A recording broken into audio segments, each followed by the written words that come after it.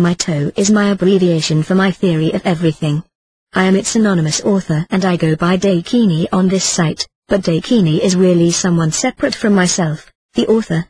I channel Dakini, or, alternatively, I am overshadowed by, another way to describe channeling, a feminine goddess wisdom who is a Dakini, or has the nature of Dakini. This is the website for what I call the Dakini anonymous theory of everything. Before posting a lengthy essay on Mytoe, I am offering some introductory thoughts. I am hopeful for 2015. I want the year 2015 to be the year of monumental change. I pray that 2015 is the year of colossal change, and the year of mass disclosure of the UFO/extraterrestrial influence on planet Earth. As many are aware, disclosure has already occurred. Many millions of the mediocre mass morons are asleep to this fact simply because CNN, NBC, CBS, Fox, PBS, and ABC have not told them explicitly that the UFO/extraterrestrial influence on planet Earth is a reality and that in fact, humanity has never been alone here, because our ancestors include some who were not from here. The stranglehold that the mediocre mass media has on the minds of the masses is a tragic reality at this moment in history. And the puppet masters, and their non-human influencers, knew that would be the case when they set it up that way.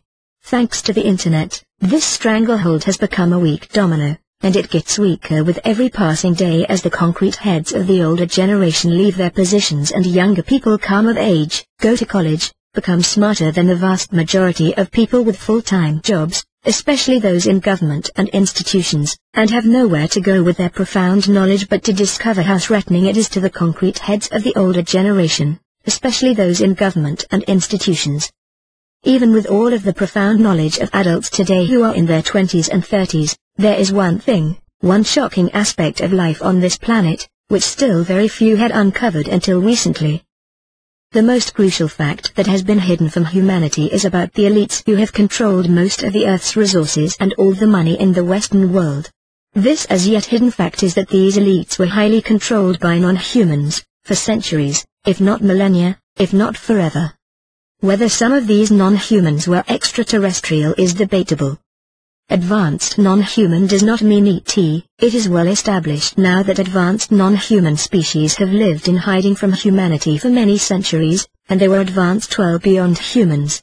In fact, humans acquired much of our 20th century electronic and digital technology from these non-humans. These conditions are well established. If you are not aware of this, do your own research starting with Phil Schneider.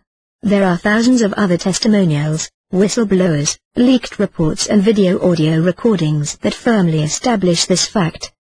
The reptilians were Terran, from Earth, but perhaps the Greys and Zetas who also conspired with humanity to control, oppress, and harm the masses, at least in the West, came later, in recent centuries, whereas the reptilians claim to be related to dinosaurs. Obviously they think they have a claim to the Earth over humans. They even believe they were here first, but that is disputed. To their ends, non-human Terran species used their superior understanding of the human mind and social structure to teach the human, and hybrid, elites to convince smart humans that beliefs in the paranormal and supernatural were silly, stupid, and to be rejected out of hand as superstitious. This was to their great advantage, because they did not want humans to find the ancient knowledge that came from non-humans, both good and evil, nor to access higher dimensions. This allowed that the higher dimensions could be used against the humans in many ways. Because of human ignorance, the negative entities of higher dimensions could torment, deceive, suck energy from, or even possess the humans who would be unaware of their presence. The humans wouldn't know how to resist, prevent or cure this, nor would they know about their own potential to operate in higher dimensions. Without such knowledge they would not know how to transcend many difficulties and begin to ascend to 5D. To a state where their creative and sentient abilities would be greatly expanded, because the knowledge was hidden from them, aggressively denied, and dismissed as superstitions or insanity. Hence, down here on Earth, we are plagued by compulsive conformists.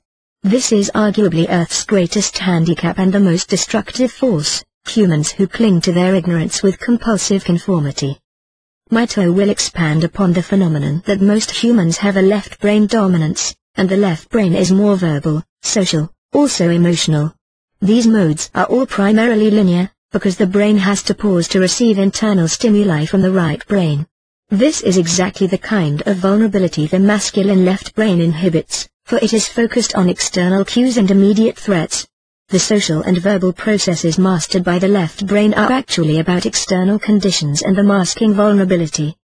This typical left brain dominance combined with fear-based familial loyalty means that most people will rationalize their conformity and approval seeking, with thought processes that remain uncorrected by the spatially oriented right brain.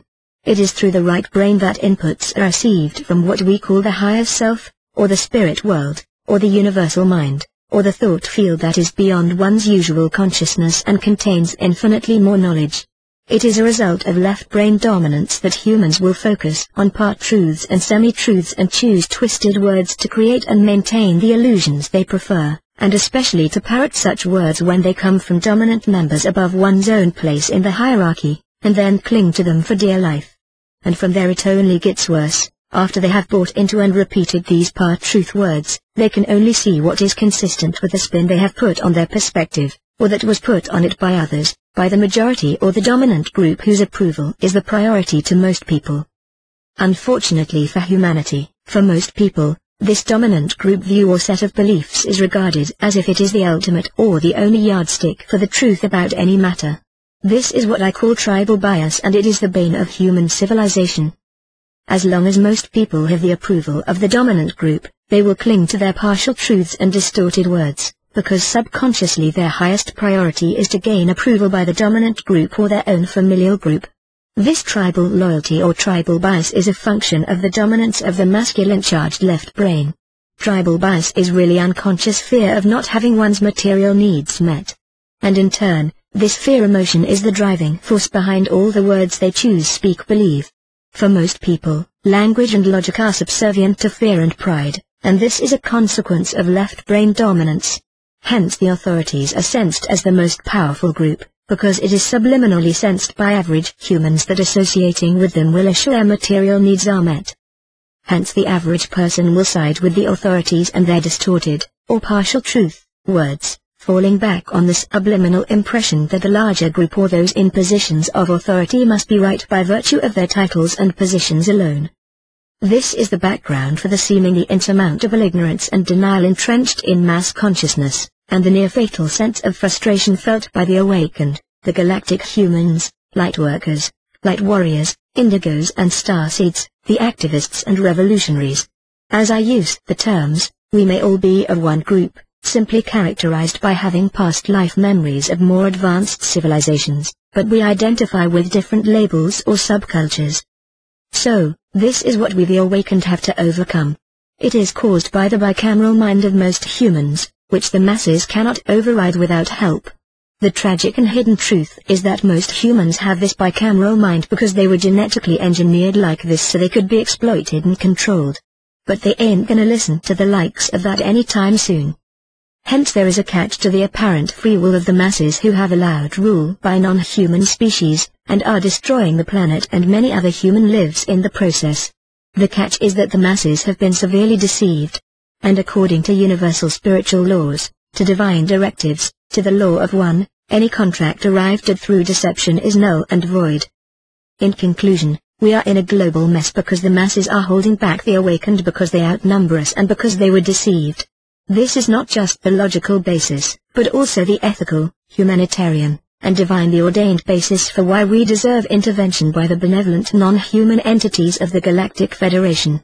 Although perhaps many of these GFETs arrived only recently, with the lifting of the quarantine placed on the Earth after the Great Floods, they traveled out of their home systems according to rules that the reptilians and their ET allies did not obey. This was also true for the races who engineered humans to exploit them. They also did not follow universal rules, directives of God and His angels, the law of one. What we call the elites are a small group of humans who created our society as it is today through cheating, deception, and unfair domination by outside species. This is why intervention is necessary and justified now. In light of the destruction, death, and disarray of planet Earth, in light of the suffering, deprivation and forced wars on the poorest 60% of the Earth's population, intervention by benevolent ETs is more justified, necessary, and deserved than it has ever been. Hence, I am introducing my theory of everything, and beginning the year 2015, by asserting an urgent need for the recognition of these conditions by humans who are awakened to the hidden political and spiritual realities on planet Earth. If you are an awake reader, you will know what I mean.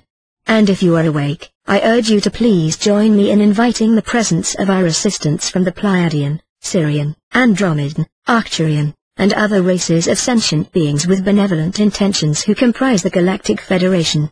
And together we say, yes, we request that you show up now.